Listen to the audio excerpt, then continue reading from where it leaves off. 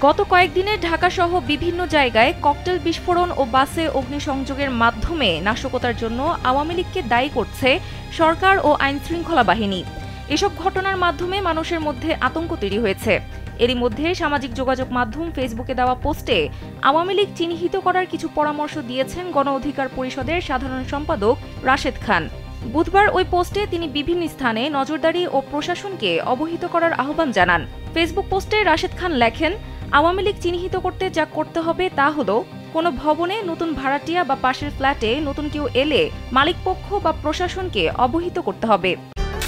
নির্মজাদার গোলমার্ক box, কুড়মুড়ে বাইটে ফুরফুরে life. মেসে নতুন কোনো সদস্য এলে তার সম্পর্কে খোঁজ নিয়ে প্রয়োজনে প্রশাসনকে জানাতে হবে। রিকশা, অটোরিকশা ও সিএনজি গ্যারেজগুলোতে যারা রাত যাপন করে তারা প্রকৃত শ্রমিক কিনা তা নিশ্চিত করতে পুলিশকে নিয়মিত টহল দিতে হবে।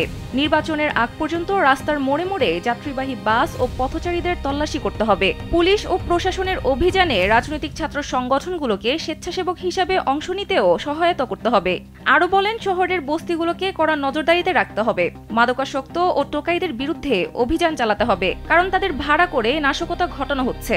সেই সঙ্গে আবাসিক হোটেলগুলোতে নিয়মিত তল্লাশি চালাতে হবে।